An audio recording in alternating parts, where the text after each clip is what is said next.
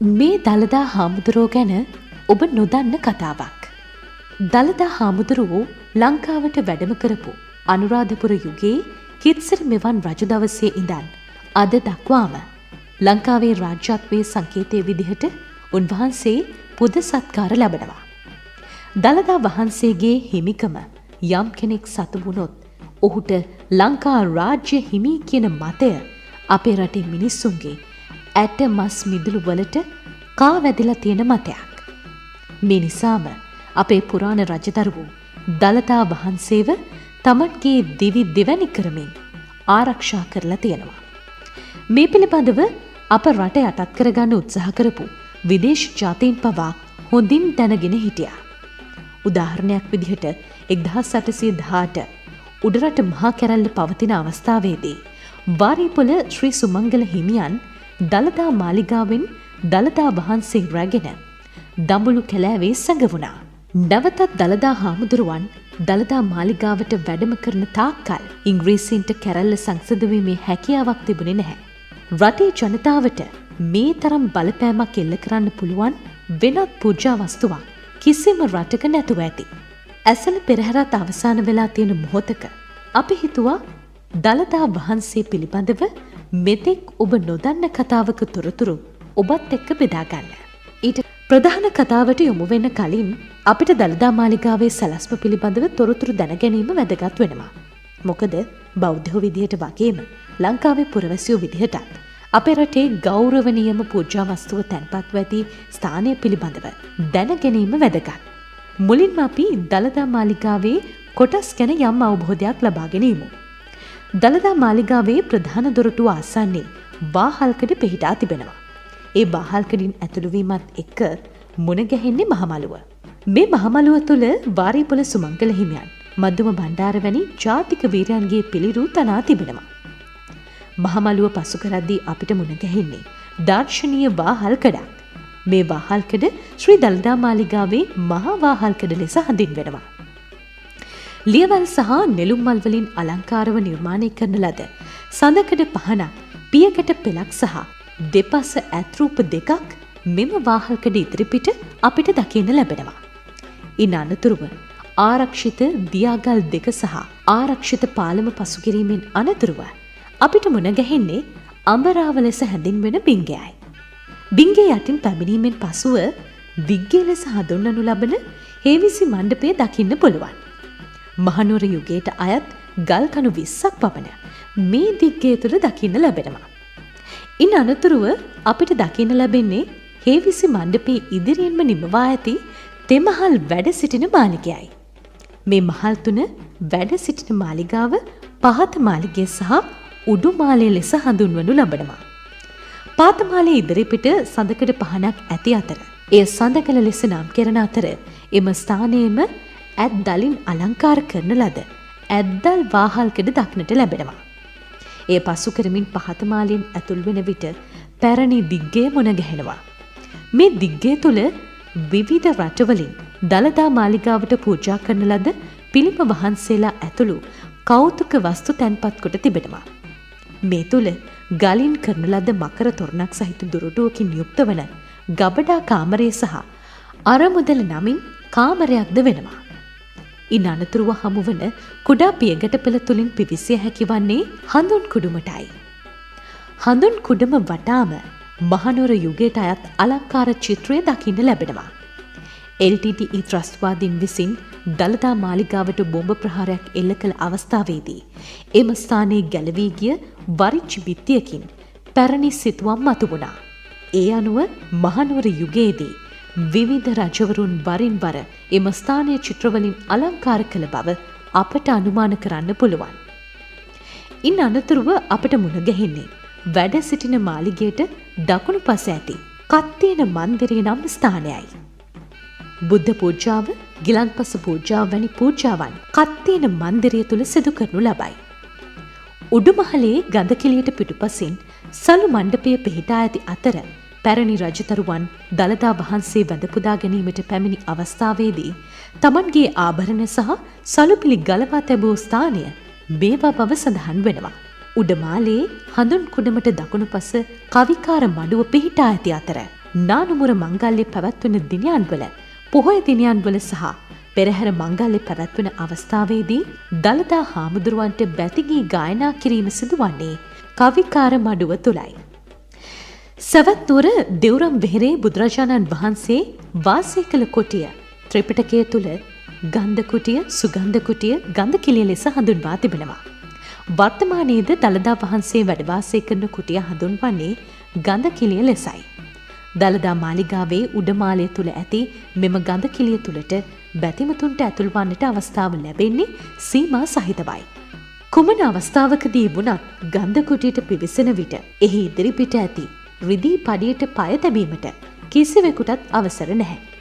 මෙවැනි සම්ප්‍රදායක් ඇතිවීම පිළිබඳව මත දෙකක් පවතින අතර පළමු මතයට අනුව පැරණි රජදරුවන් තමන්ගේ ඔටුනු ගලවා රිදී පඩිය මත නළල බිම ඔබා වන්දනාමාන කළ නිසා මෙම සම්ප්‍රදාය ඇති වී තිබෙනවා.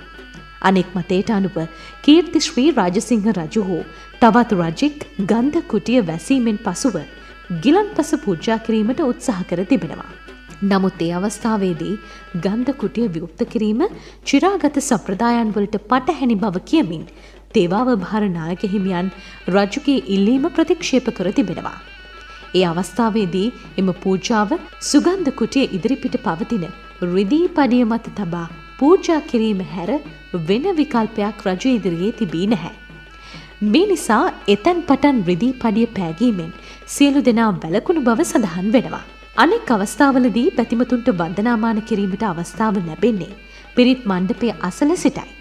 තේවාව පවත්වන අවස්ථාවේදී ගඳ කිලිය තුල තේවාව භාර හිමිවරුන් පමණක් රැඳී සිටිනවා. දැන් අපි දළදා වහන්සේ තැන්පත් කර ඇති කරඬු 7 පිළිබඳව තොරතුරු පිළිවෙලින් දැනගමු. ඊට කලින් තවත් දෙයක් ඔබ සමග කිව යුතුමයි කියලා අපි හිතනවා. ඒ තමයි දළදා වහන්සේ වැඩවසන කරඬුව වෙඩි නොබදින ආවරණයකින් ආරක්ෂාව ලැබමින් පවතිනවා. මෙම විශේෂ වීදුරු ආවරණය පූජා කර තිබෙන්නේ ජපන් ජාතික රිම්පු රිවා නම් භික්ෂුන් වහන්සේ නමක් විසින්. මේ පූජාව පිළිබඳව බෞද්ධයන් විදිහට අපි සියලු දෙනාම පුණ්‍යානුමෝදනා කළ යුතුයි කියලා අපි හිතනවා. දළදා වහන්සේ වැඩවසන කරඬු අතරින් බාහිරම කරඬුව පළමු කරඬුව ලෙස හැඳින්වෙනවා. අඩි 5 මාරක පමණ උසකින් යුක්ත රන් ආලේපිත මේ කරඬුව අලංකාර කිරීම සඳහා මිල කළ නොහැකි මිනිමුතු යෙද වූ ස්වර්ණාභරණ මේ කරඬුවට පළඳවලා තිබෙනවා. මේ කරඬුව දළදා වහන්සේ සඳහා පූජා කර තිබෙන්නේ මහනුවර යුගයේ රජකම් කළ දෙවැනි විමල ධර්මසූරිය රජතුමා විසින්. දෙවැනි රාජසිංහ රජතුමාගේ පුතා වුණු දෙවැනි විමල ධර්මසූරිය රජතුමා අපේ වංශකතා ඉතිහාසය තුල සඳහන් වෙන්නේ සැදැහැති රජු කෙනෙක් විදිහටයි. විදේශ රටවලට දූතයන් යවා ලංකාවේ නැවතත් උපසම්පදාව ඇති කිරීමට එතුමා කටයුතු කර තිබෙනවා. මෙතුමා විසින් පූජා කර ඇති මෙම කරඬුව ඉවත් කිරීමට ආම වශයෙන් මිනිසුන් 2 දෙනෙකු අද අවශ්‍ය වෙනවා. මහ කරඬුව දෙපස පෙරහර කරඬුව සහ බුරුම කරඬුව තැන්පත් කර තිබෙනවා. බොහෝ දෙනෙක්ගේ වැරදි මතයක් පවතිනවා දළදා පෙරහැරේ දළදා කරඬුව වැඩම කරනවා කියලා. දළදා පෙරහැර පවතින්නේ දළදා වහන්සේ වෙනුවෙන්. සරලවම කියනවා නම් දළදා වහන්සේ වෙනුවෙන් පවත්වන පූජාවක් විදිහට තමයි දළදා පෙරහැර පැවැත්වෙන්නේ. මේ නිසා දළදා පෙරහැරේදී වැඩම කරවන්නේ පෙරහැර කරඬුව. මේ කරඬුව තුලද සර්වඥ ධාතුන් වහන්සේලා වැඩවසනවා. ඒ වගේම මේ පෙරහැර කරඬුව පොසොන් 15ක පෝයදාටත් ඇතකුගේ පිට වැඩම කරවනවා. ඒ දළදා මාලිගාවේ තේවා මුරය මල්වතු මහා විහාරයෙන් අස්කිරි මහා විහාරයට මාරුවන අවස්ථාව සංකේතවත් කරන්න. මෙයද වාර්ෂිකව සිදුවන චාරිත්‍රයක්. මේ වන විට පෙරහර කරඬු 3කින් දක්නට ලැබෙනවා. එක කරඬුවක් කීර්ති ශ්‍රී රාජසිංහ රජතුමා විසින් පූජා කරන ලද කරඬුවක්. අනෙක් කරඬු 2 පූජා කරලා තියෙන්නේ තායිලන්ත රජය මගින්. වර්තමානයේදී මෙයින් එක් කරඬුවක් දළදා මාලිගා කෞතුකාගාරයේ තැන්පත් කර තිබෙනවා. අනෙක් කරඬු 2 දළදා වහන්සේ වැඩවසන සුගන්ධ කුටියේ තැන්පත් කරලා තියෙනවා. මේ කරඬු 3 අතරින් දළදා පෙරහැර සඳහා භාවිත කරන්නේ තායිලන්ත රජය විසින් පූජා කරන ලද කරඬුවක්.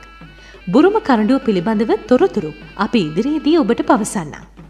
මහ කරඬුව ඉදිරිපිට මල් ආසනයක් ඇති අතර එම මල් ආසනය මත සුදු පැහැති සමන්පිච්ච මල් පමණක් පූජා කිරීම සම්ප්‍රදායක් බවට පත්ව තිබෙනවා.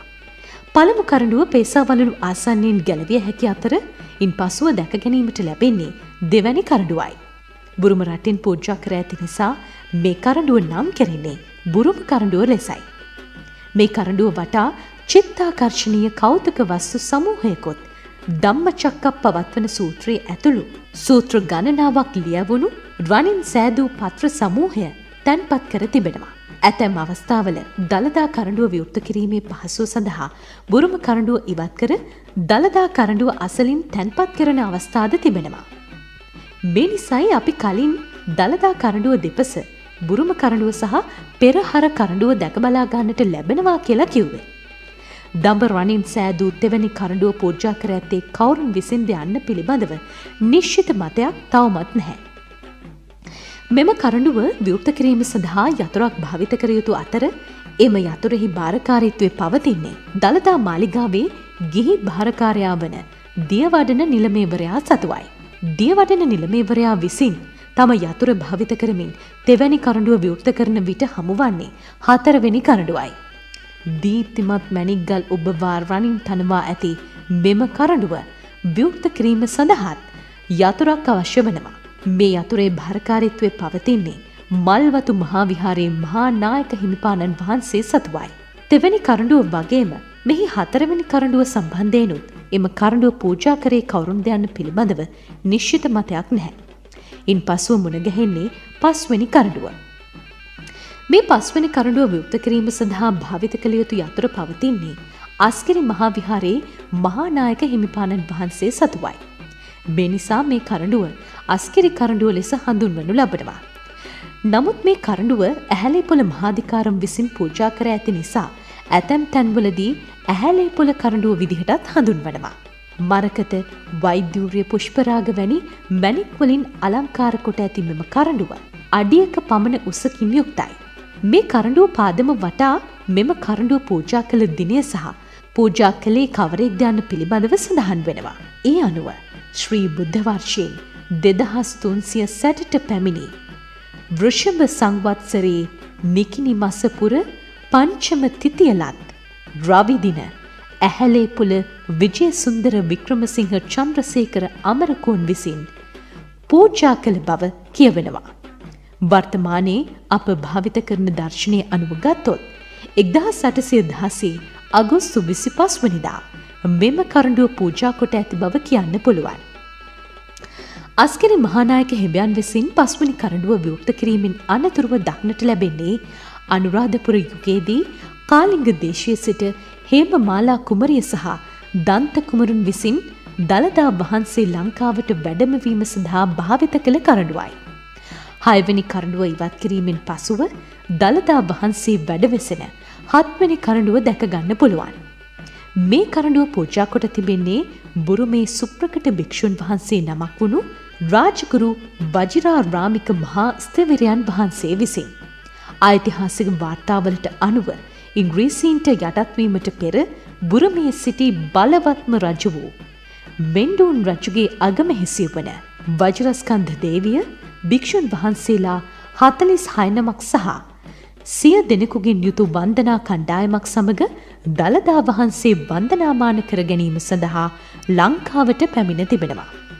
මේ පිරිස් අතර සිටි වජිරාරාමික හිමියන් දළදා වහන්සේ වෙනුවෙන් පූජාවක් කළ යුතු යයි සිතා නැවතත් බුරුමයට වැඩම කිරීමෙන් අනතුරුව විවිධ අයගේ ආධාර උපකාර ලබා ගනිමින් එදා මුදලින් රුපියල් 1,26,000ක් පමණ වියදම් කර රන් කරඬුවක් තනා 1896 දී නැවතත් ලංකාවට වැඩම කොට දළදා මාලිගාව වන්දනා කිරීමෙන් අනතුරුව මෙම කරඬුව පූජා කොට තිබෙනවා. කෙසේ වෙතත් මේ කරඬුව විවෘත කරන්නේ විශේෂ අවස්ථාවල පමණක් නිසා ඇතැම් අයගේ මතය වන්නේ දළදා වහන්සේ තවමත් වැඩවෙසෙන්නේ හේමමාලා කුමරිය සහ දන්ත කුමරු රැගෙන ආ කරඬුව තුළ බවයි. අපි හිතනවා දළදා මාලිගාව පිළිබඳව වගේම දළදා හාමුදුරුවෝ වැඩවසන කරඬු පිළිබඳ වෙන කිසිදු මාධ්‍යකින් නොලැබෙන අන්දමේ තොරතුරු රාශියක් මේ වීඩියෝව හරහා ඔබට ලබා දුන්නා කියලා. නැවතත් මේ වගේ නිතුමානෙන් ඔබට ඔබව කැඳවාගෙන යන තවත් වීඩියෝවකින් හමුවෙමු.